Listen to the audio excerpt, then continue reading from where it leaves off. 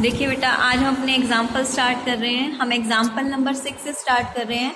1 to 5 हम बाद में करेंगे, वो आपको समझ आ जाएगा कि बाद में क्यों करेंगे। अब आपको फॉर्मेट करवाया गया है। आपको मैं पहले एक चीज़ बता दूं, ये क्वेश्चन स्टार्ट करने से पहले आप उस पूरे फॉर्मेट में से पहले ऑपरेटिंग के फॉर्मेट को अच्छे से लर्न करके रफ में लिख के देखिए। अगर वो फॉर्मेट आपको याद हो जाएगा तो फिर ये क्वेश्चन आपके लिए बहुत ईजी है।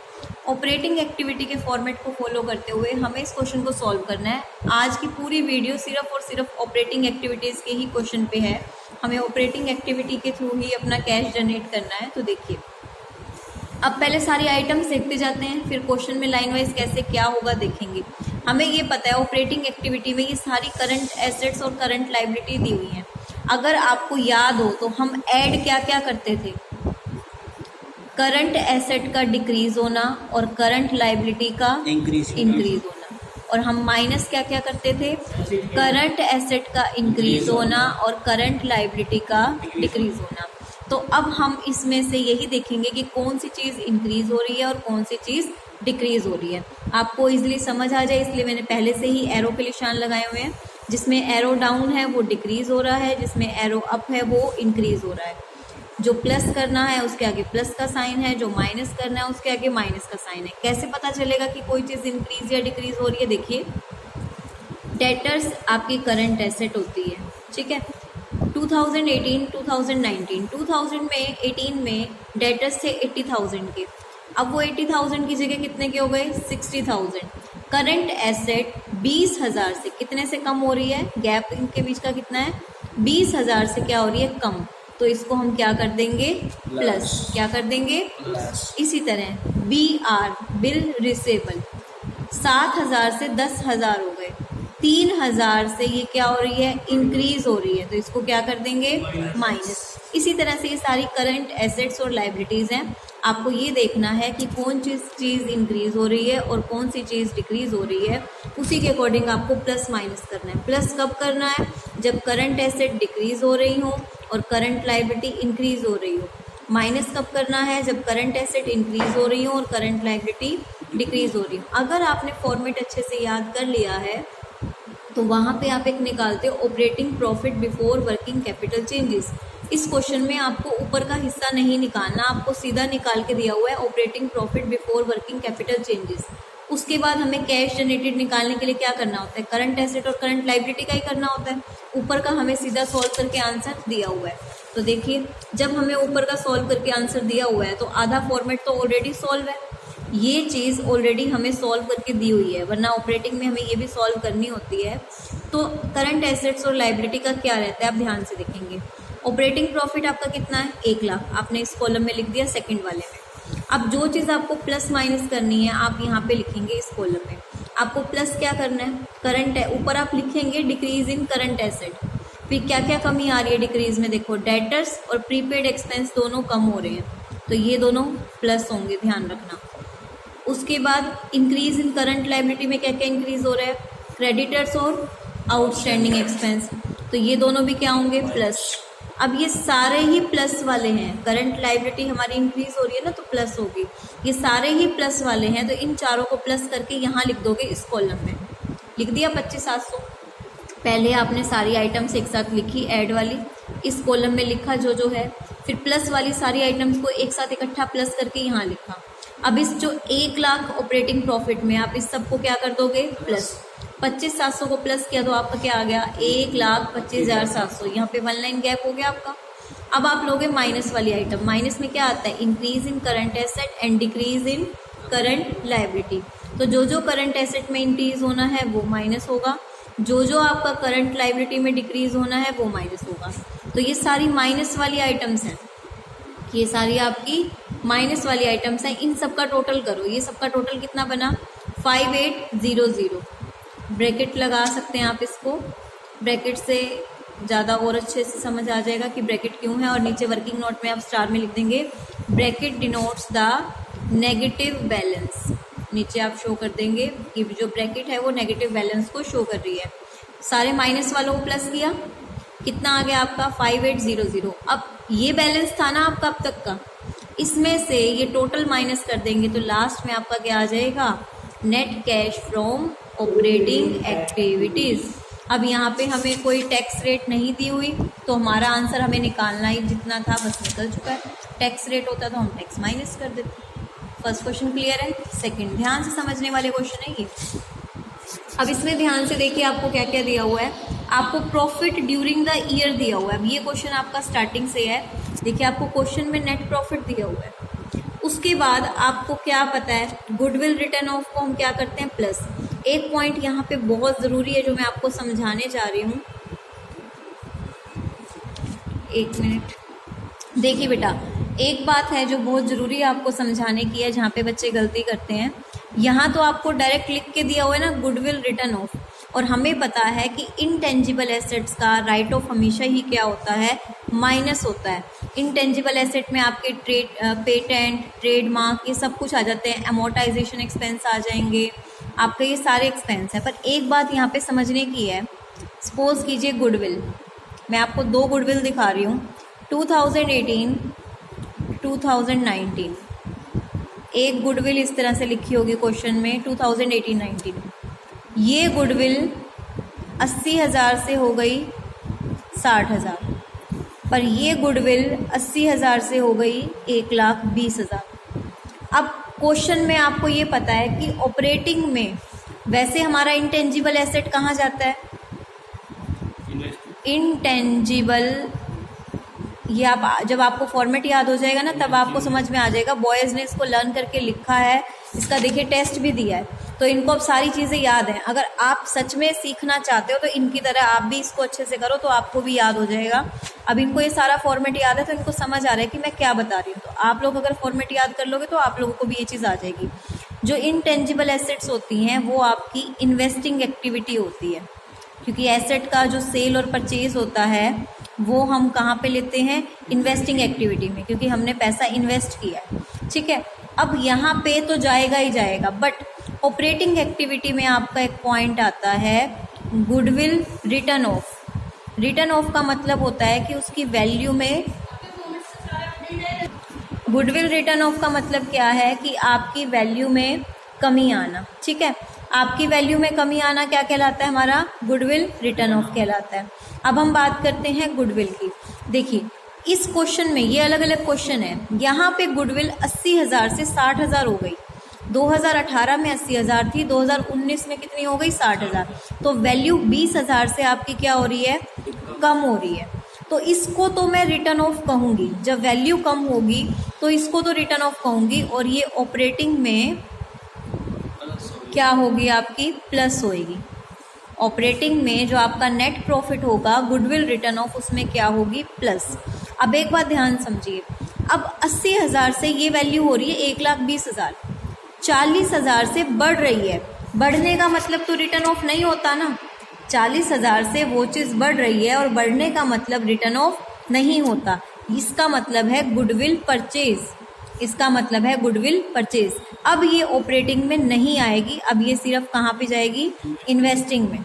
तो ये बात ध्यान रखना, बच्चे गलती करते हैं, वो ये सोचते हैं कि 40,000 का गैप है, सीधा गुडविल रिटर्न ऑफ रट्टा मारा होता है कि ऑपरेटिंग में जाएगा।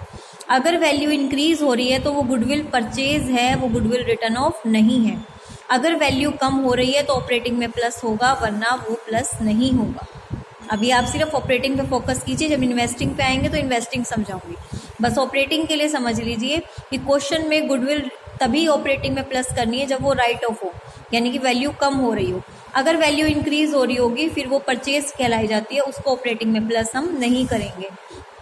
तो यहाँ पे आपको डायरेक्ट बताया हुआ है goodwill return of. Goodwill return of हम प्लस करते हैं, अगर आपने फॉर्मेट देखा हो। डेप्रिसिएशन हम प्लस करते हैं, किसी भी तरह का लॉस है वो हम प्लस करते हैं फिक्स्ड एसेट पे। प्रोविज़न का इंक्रीज होना प्लस करते हैं, प्रोविज़न का डिक्रीज होना माइनस करते हैं। गेन ऑन फिक्स्ड एसेट हमारा क्या होता है, माइनस। ठीक है, अब हमें ये सारी दी हुई है करंट एसेट्स और करंट लायबिलिटी। तो फॉर्मेट के अकॉर्डिंग अगर हम चलें, पहले हमें दिया हुआ नेट प्रॉफिट बिफोर टैक्स कितना, 5 लाख। अब इसमें हम सबसे पहले एडजस्टमेंट करेंगे फॉर्मेट के अकॉर्डिंग। आप चलो नॉन कैश और नॉन ऑपरेटिंग आइटम की, इसमें ऐसा क्यों है कि जो आइटम प्लस होनी चाहिए वो तो माइनस हो रही है, यानी कि गेन वगैरह तो हम माइनस कर रहे हैं, और जो माइनस होने चाहिए, जो लॉस वगैरह वो प्लस कर रहे हैं। क्यों, क्योंकि नॉन कैश आइटम्स हैं। ये प्रॉफिट में से पहले माइनस हो चुकी हैं और पहले प्लस हो चुकी हैं। हम अपने एक्चुअल प्रॉफिट पे पहुंच रहे हैं, क्योंकि हम कैश फ्लो स्टेटमेंट बना रहे हैं और कैश फ्लो स्टेटमेंट में नॉन कैश आइटम्स का कोई लेना देना नहीं होता। ये आइटम्स पहले माइनस हो चुकी हैं, अपना रिवर्स में जाने के लिए हम इनको क्या कर रहे हैं, प्लस, और जो गेन हमारे पहले प्लस हो चुके हैं उसको हम क्या कर रहे हैं, माइनस। तो मैंने अभी आपको बताया कि एडजस्टमेंट में goodwill, depreciation, loss on fixed asset and provision for doubtful debts हमारा क्या होगा, प्लस होगा। उसके बाद हमारा लेस क्या होगा, गेन। ये जो प्लस वाली आइटम है ये आपने सारी यहाँ पे लिखी, ऊपर 5 लाख है, ये प्लस वाला ये आ गया। 5 लाख में 85,000 प्लस किया तो कितना आ गया, 5,85,000। ये आपका फिर लेस वाला लीजिए, लेस की एक ही आइटम है, gain on sale of fixed asset. 5,85,000 में से 7,500 माइनस किया तो हमारा आ गया 5,77,500। इसमें आप, या फिर आपका क्या आ जाएगा, operating profit before working capital changes, जो आपको फर्स्ट क्वेश्चन में दिया हुआ था। फर्स्ट क्वेश्चन में आपको ऊपर का सोल्व करके डायरेक्ट क्या दिया हुआ था, operating profit before working capital changes. Working capital का फॉर्मूला क्या होता है, current assets minus current liability. 11th class में पढ़ा होगा ना, कैपिटल का फॉर्मूला क्या होता है, एसेट्स माइनस लाइबिलिटी, और वर्किंग कैपिटल का होता है current assets minus current liability. तो ये बिफोर है, operating profit before working capital changes, यानी कि इसमें ये चेंजेस नहीं हुए ना, तो चेंजेस कर देते हैं वर्किंग कैपिटल चेंजेस। तो जो ऐड वाली आइटम है, ऐड क्या होता है, increase in current liability and decrease in current asset. तो इंक्रीज वाला एक ही था, हमने इसमें प्लस कर दिया, ये आ गया प्लस करके। माइनस वाली बहुत सारी आइटम है, ये माइनस वाली हमने तीनों आइटम लिख ली, इन तीनों का टोटल हमने यहाँ पे लिखा, इस टोटल में से इसको माइनस कर दिया तो हमारा क्या आ गया, cash flow from operating activities. Clear है ये चीज। 8th क्वेश्चन देख के चलिए। The net income of the blue sky limited for the year ended 31 March 2019 was this. Net profit दिया हुआ है। अब देखो मैंने यहाँ पे ये प्लस माइनस लगा रखे हैं, आप भी अपनी बुक में जो पेंसिल से मैंने किया हुआ ये कर लोगे तो बहुत हमेशा ही आपको याद रहेंगी चीजें। Depreciation, right of, depreciation charge का मतलब है राइट ऑफ, प्लस होगा। उसके बाद आपको क्या कह रखा है, gain, gain on sale on fix land, land fixed asset है, माइनस होगा। Loss on sale of equipment, plus होगा। अच्छा, राइट ऑफ कर रहे हैं कॉस्ट ऑफ इक्विटी शेयर, यानी कि शेयर इशू एक्सपेंस हो गया, ये भी क्या होगा, प्लस। तो ये तो एडजस्टमेंट वाली आइटम्स हो गई। अच्छा, नीचे आपको क्या दिए हुए हैं, ये करंट एसेट्स और करंट लायबिलिटी, इनका भी आपको पता है किसको प्लस माइनस करना है। पर इसमें से 2 आइटम्स ऐसी हैं जो अभी नहीं ली जाएंगी, एक तो कैश इन हैंड और कैश इन बैंक। इसको क्या कहते हैं हम, कैश एंड कैश इक्विवेलेंट, जिसका अभी कोई यूज नहीं है तीनों एक्टिविटी में। कैश एंड कैश इक्विवेलेंट का सबसे लास्ट में यूज होता है, फॉर्मेट में समझाया था ना, तीनों को प्लस करके बिगनिंग का प्लस करते हैं, क्लोजिंग आंसर आता है। तो कैश एंड कैश इक्विवेलेंट की कोई भी आइटम आप इसमें इंक्लूड नहीं करेंगे पूरे फॉर्मेट में, लास्ट में यूज होगा। बैंक ओवरड्राफ्ट मैं आपको पहले बता चुकी हूँ, फाइनेंसिंग एक्टिविटी है क्योंकि शॉर्ट टर्म लोन है एक तरह का, ठीक है। तो ये 2 चीजें तो ऑपरेटिंग में ऑपरेट नहीं होंगी, बाकी करंट एसेट्स और करंट लायबिलिटी। अब आपको नेट प्रॉफिट दिया हुआ है, एडजस्टमेंट में आपको बता चुकी हूँ क्या प्लस करना है, depreciation, loss and cost of equity shares, तीनों को प्लस किया, प्लस करके ये आ गया। माइनस का था गेन, माइनस करके हमारा आंसर आ गया ये। उसके बाद ये क्या आ गया, working capital before working capital changes, operating profit, sorry. अब इसमें आपने क्या किया, जो करंट एसेट्स और लायबिलिटी में जो प्लस करना था वो प्लस कर दिया, तीनों आइटम को प्लस करने के बाद ये आया, तो इनका टोटल ये हो गया प्लस करके। उसके बाद जो माइनस करना था, माइनस वाली 2 आइटम है, इन दोनों का टोटल कितना है, 7,000, तो टोटल माइनस कर दिया, हमारा आंसर आ गया। बहुत इजी क्वेश्चन है, अगर आपको फॉर्मेट लर्न है और समझ में है तो। एक बार हम कॉल पे मैं आपको ये फॉर्मेट समझा दूंगी तो इजीली समझ आ जाएगा। उसके बाद देखिए इस क्वेश्चन में आपको जो प्रॉफिट दिया हुआ है कौन सा दिया हुआ है, एप्रोप्रिएशंस का। आपको पता है ना, जब एप्रोप्रिएशन का क्वेश्चन प्रॉफिट दिया हो तो हमें नेट प्रॉफिट बिफोर टैक्स निकालना होता है। कहाँ से निकालते हैं हम उसको, वर्किंग नोट्स में से। तो इसको कैसे करना है, ये कुछ मेन बातें ऊपर दी हुई हैं, देखो मैंने इंपॉर्टेंट भी लिखा हुआ है, इसको समझेंगे। एक तो प्रोविजन फॉर टैक्स को हम प्लस करते हैं, पर कौन सा, during the year. Propose dividend आप लेंगे प्रीवियस ईयर का। प्रपोज डिविडेंड में मैं आपको एक बात समझाना चाहूंगी, यहाँ पे एक बात और इम्पॉर्टेंट आ जाती है। प्रपोज डिविडेंड आपका दिया जाता है इक्विटी शेयर्स और प्रेफरेंस शेयर्स, दोनों को दिया जाता है प्रपोज डिविडेंड वो होता है जो इक्विटी शेयर और प्रेफरेंस शेयर्स को दिया जाता है। इक्विटी शेयर की तो कोई फिक्स रेट नहीं होती, पर प्रेफरेंस शेयर्स की डिबेंचर होल्डर की तरह क्या होती है, एक फिक्स रेट होती है। आगे लिखा होता है कि 10% प्रेफरेंस शेयर्स। सपोज कीजिए क्वेश्चन में आपको प्रपोज डिविडेंड गिवन है 30,000 रुपये इक्विटी शेयर्स का, पर प्रेफरेंस शेयर्स का गिवन नहीं है। ये सिर्फ बच्चे को चेक करने के लिए ही एग्जामिनर क्वेश्चन में क्या करता है, ये नहीं देता। वो ये देखना चाहता है कि क्या बच्चे को पता है कि प्रपोज डिविडेंड प्रेफरेंस शेयर्स का भी कैलकुलेट किया जाता है। वो आप कैलकुलेट कर सकते हो। कैसे कर सकते हो? सपोज कीजिए प्रेफरेंस शेयर्स आपको कितने दिए हुए हैं, 50,000 रुपये के प्रेफरेंस शेयर्स दिए हुए हैं, तो प्रपोज डिविडेंड आपका कैसे निकलेगा? प्रपोज डिविडेंड आपका निकलेगा 50,000 गुना में 10%, कितना आ गया? 5,000। अब एक बात और समझने की है, अब क्वेश्चन में बच्चे ये घबरा जाते हैं, आपको 2 साल दिए होते हैं, एक प्रीवियस ईयर गिवन है और एक करंट ईयर गिवन है। यहाँ पे आपका दिया हुआ है 50,000 और यहाँ पे आपका दिया हुआ है 60,000। अब बच्चे कंफ्यूज हैं कि किस पे निकालें। ये आपके प्रेफरेंस शेयर हैं, 10% preference shares. Very good, Sumit ने बिल्कुल सही बोला है कि हम प्रीवियस ईयर पे कैलकुलेट करेंगे, ठीक है ना। इस बात को देखो, ये कुछ लॉजिकल बातें हैं, अपनी नोटबुक पे एज ए नोट्स में ये चीज़ें नोट कर लेना जो मैं यहाँ समझा रही हूँ। कि क्वेश्चन में कई बार ऐसा होगा कि प्रपोज डिविडेंड क्या निकालना है आपको, यहाँ पे प्रपोज डिविडेंड कई बार क्वेश्चन में गिवन नहीं होगा और हमें खुद निकालना होता है।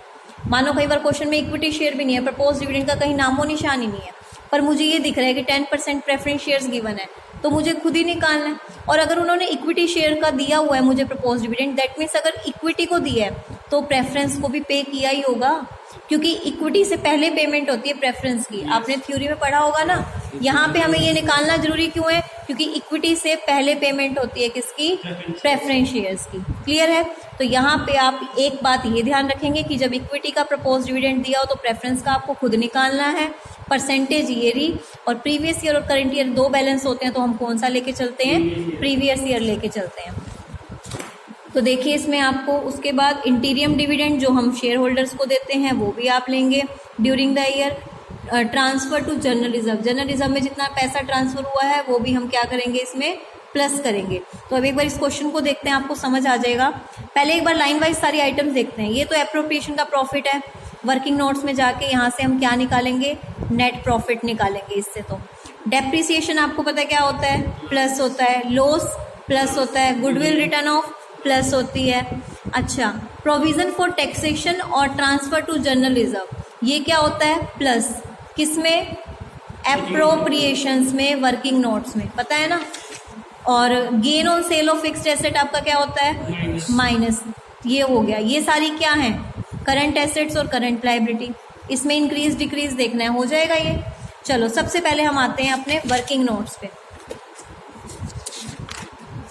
देखो आपको नेट प्रॉफिट आफ्टर एप्रोप्रिएशन कितना दिया हुआ है? 2.5 लाख रुपए। इसमें आपने प्रोविजन फॉर टैक्स और ट्रांसफर टू जनरल रिजर्व दोनों ही क्या कर दिए? इसमें प्लस कर दिए। तो यहाँ से आपका क्या आ गया? Net profit before tax. देखो इन्होंने एक बात कही हुई है कि क्वेश्चन में आपको provision for taxation during the year given है, उसी को हम पेमेंट ऑफ टैक्स मान लेते हैं जब कुछ और गिवन ना हो। अब इस क्वेश्चन में आपको प्रोविजन फॉर टैक्स दिया हुआ था ना, पेमेंट नहीं दी हुई थी कि कितने की करिए, तो हम यही मान के चलते हैं कि हमने इतना ही पे कर दिया होगा। अब आपका नेट प्रॉफिट बिफोर टैक्स आ गया वर्किंग कैपिटल में से। फिर एडजस्टमेंट वाले में आपको क्या प्लस करना है? मैंने अभी बताया था ना, डेप्रिसिएशन है, आपका loss on sale of fixed asset है, आपका गुडविल रिटर्न ऑफ है। ये तीनों आपका क्या होंगी? प्लस की आइटम है। इनको प्लस करके ये आ गया। इसमें से हमने इसको प्लस कर दिया, ये आपका टोटल आ गया। इसमें से हमने क्या लेस किया? गेन। लेस करके ये अमाउंट आ गया।